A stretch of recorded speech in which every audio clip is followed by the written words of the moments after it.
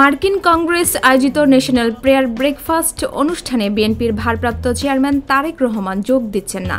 জানা গেছে, তার প্রতিনিধি হয়ে সেখানে যোগদান করবেন তার মেয়ে জাইমা রহমান।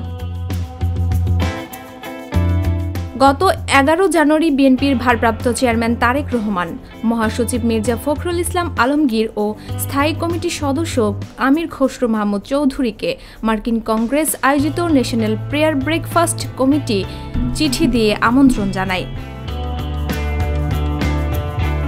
আগামী 5 ও 6 ফেব্রুয়ারি ওয়াশিংটনে অনুষ্ঠেয় 3 সদস্যের প্রতিনিধি দলে নেতৃত্ব দেবেন দলের মহাসচিব মির্জা ফখরুল ইসলাম আলমগীর।